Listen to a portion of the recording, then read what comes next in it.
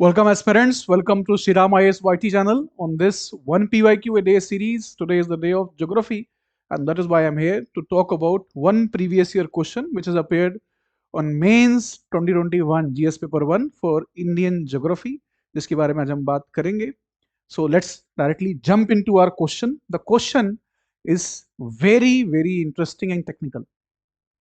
Many a times UPSC के अंदर जब हम ज्योग्राफी के बारे में बात कर रहे होते हैं, so these strictly physical geography questions also appear for which you have to prepare intensively. और ये एक ऐसा सवाल था जो कि पूछा गया.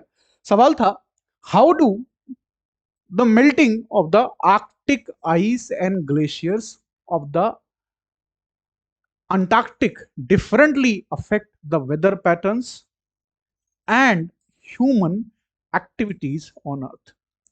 So how do the melting of the Arctic ice and glaciers of the Antarctic differently affect the weather patterns and human activities on Earth?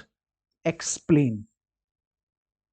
Very straightforward question is this. बहुत ज़्यादा straightforward ये सवाल है जिसमें पूछा जा रहा है कि आप explain करें कि आर्कटिक आइस और अंटार्कटिका के जो ग्लेशियर्स हैं जब दोनों मेल्ट होते हैं तो कैसे वो डिफरेंटली अफेक्ट करते हैं, कैसे वेदर पैटर्न्स को और ह्यूमन एक्टिविटीज को on this planet. 250 words, 15 marker. तो melting of Arctic and Antarctica is very troublesome for the world community. This is a direct consequence of the climate change that we see on this planet. जो global ambient mean temperature है वो बढ़ता जा रहा है जिसकी वजह से ये मेल्टिंग हो रही है. फ्रेश वाटर के बहुत बड़े रिजर्व्स हैं, यहाँ पे रिसोर्सेज हैं. जब ये मेल्ट होते हैं तो कुछ जनरल हमारे सामने रिएक्शन निकल के आता है, जैसे कि सी लेवल राइज होता है, जैसे फ्लडिंग हो सकती है कोस्टल एरियाज में, जैसे जो सैलिनिटी है ओशन की उसके ऊपर अफेक्ट पड़ता है. तो these are the very basic things जो आर्कटिक और अंटार्कटिका दोनों में होते हैं. लेकिन वो पूछ रहे हैं कि डिफरेंस क्या है, what is the difference. So you can start with an introduction body conclusion format we will take. And introduction में हम बात करेंगे simply the melting of the ice and glacier. You will simply present a data और you can will simply say that you are building on the argument कि yes, climate change या जिसे हम कहेंगे anthropogenic climate change, human induced climate change is the reason why the melting has intensified over the years. By 2040 ऐसा कहा जा रहा है कि substantial area in the Arctic zone and the Antarctic zone will be melted, जो कि एक बहुत ही problematic न्यूज होगी दुनिया भर के लिए. तो इस कॉन्टेक्स्ट में हमें इसको लिखना शुरू करना है. इंट्रोडक्शन में हम सिर्फ इतनी बात करेंगे, जनरल बात करेंगे, और ये जो आर्गुमेंट इन्होंने रखा है, जो सामने कंक्लूसिव यहां पे जो बात रखी है कि मेल्ट हो रहे हैं glaciers, you will simply explain कि why they are melting, why they are melting and where we are looking them in 2040 और 2050. इसके ऊपर हम बात कर सकते हैं. Then we will talk about the core, जो एक्सप्लेनेशन वाली बात है. Start with the Arctic. Arctic जो एरिया है where it is located? It is located near the North Pole and it is surrounded by what? Continents. This question requires your understanding of physical geography, very basic concepts also. तो area, when we talk about any area which is near land, तो वहां पे क्या होता है? वहां पे warming और कूलिंग जो होती है बहुत तेजी से होती है. जो कॉन्टिनेंट होते हैं, जो लैंड सरफेस होती है, it cools down very easily and it warms up very fast as well compared to the oceans. Oceans will take time to cool, it will take time to warm. So because it is surrounded by the continents, this is going through intensive warming, जिसे हम कहते हैं Arctic amplification. अब जब Arctic amplification हो रहा है तो what is the key thing? Weather pattern और ह्यूमन एक्टिविटीज के ऊपर क्या इफेक्ट पड़ेगा. तो आर्कटिक एम्प्लीफिकेशन के कारण जो वेदर पैटर्न है वो कैसे चेंज होगा. जो साइंटिफिक एविडेंस हमारे सामने है वो हमें बताता है कि वेदर पैटर्न्स में पर्टिकुलरली जो पोलर वॉर्टेक्सेस होते हैं, they are going to cause a lot of problems.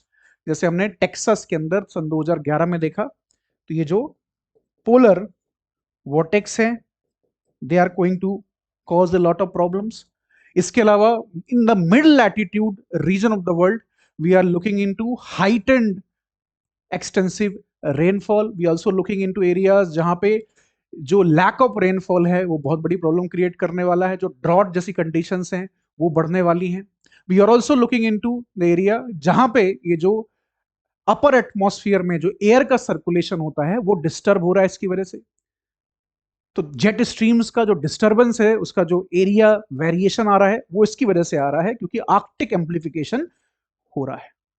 And it is also causing more problems. क्यों? क्योंकि जब मेल्ट होगी आइस तो जो एल्बीडो है उस एरिया का वो और कम हो जाएगा, the ability of the area to reflect back the sunlight, that will also reduce substantially. तो ये एरिया और भी ज्यादा वार्म अप होगा।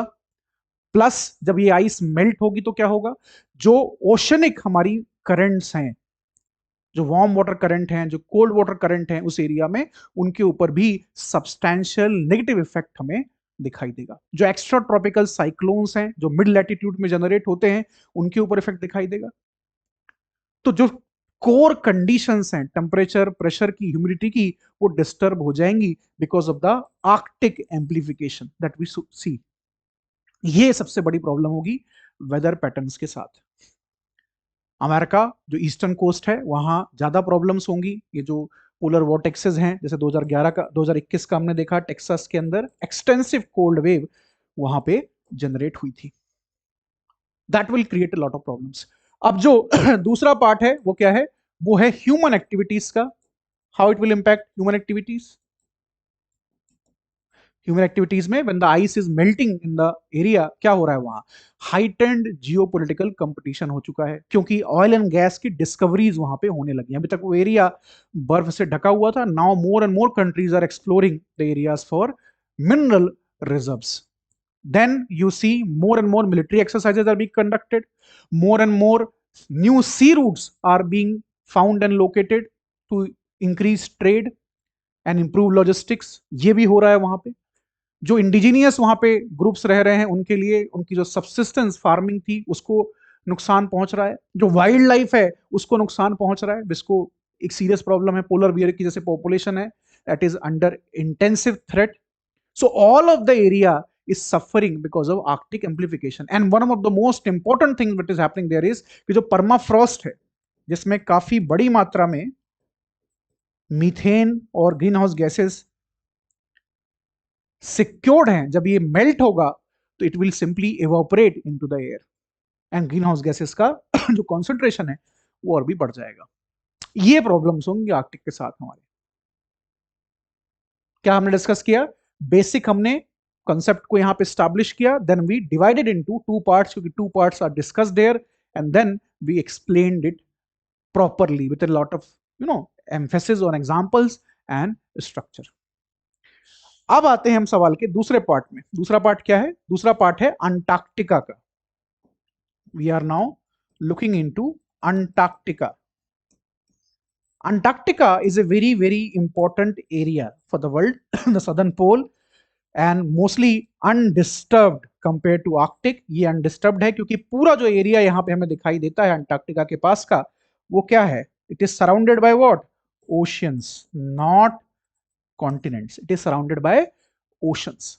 So human interference is very very limited. जब यहाँ पे मेल्टिंग होगी ग्लेशियर्स की तो क्या होगा, सी लेवल राइज होगा, कोस्टल फ्लडिंग हो सकती है सदर्न हेमिस्फीयर में, yes it is possible.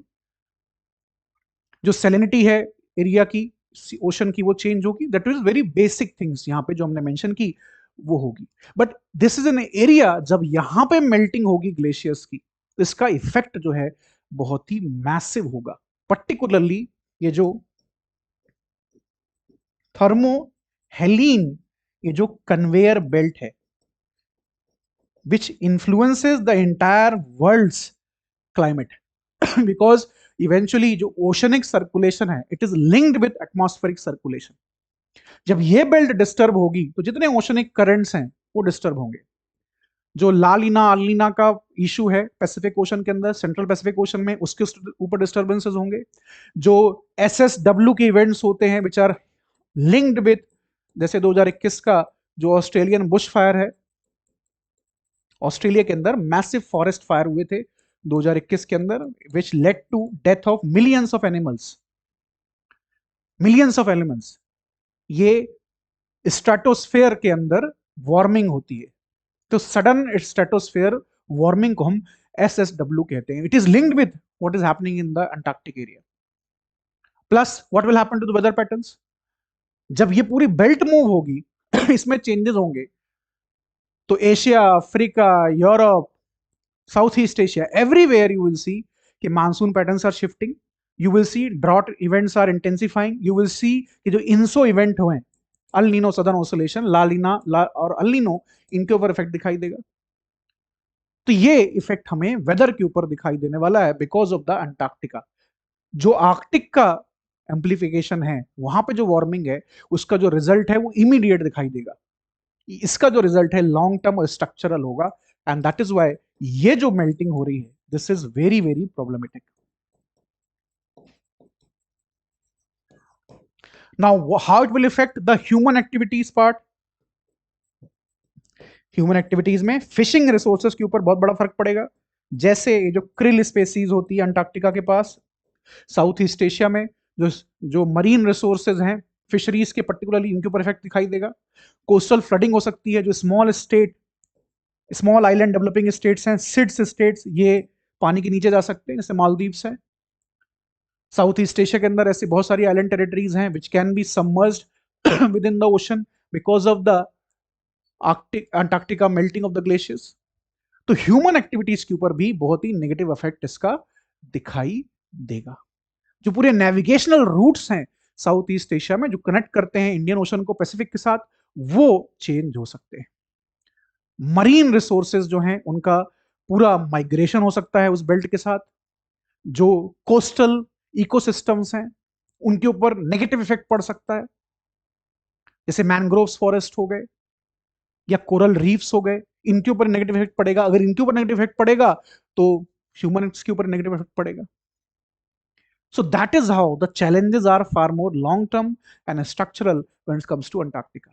That is how you will describe and explain कि आर्कटिक में और अंटार्कटिका में क्या डिफरेंस है when it comes to weather patterns and human activities.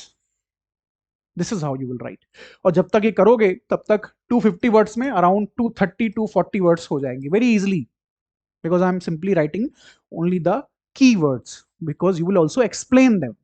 तो it will take around 220 to 30 words, और last में conclusion लिखोगे कि fighting climate change is crucial to mitigate the impact the melting of the Arctic ice and Antarctic glaciers are going to have.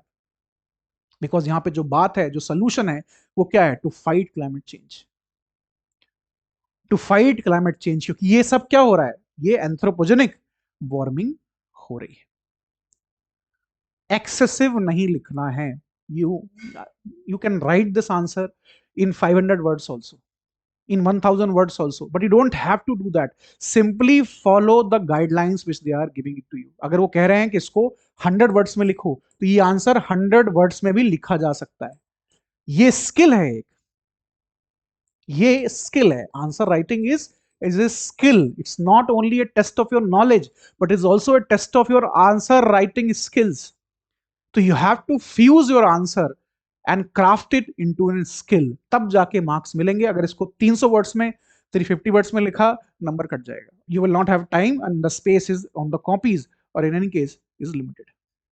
To follow this thumb rule, that always follow the guidelines and the word limit strictly.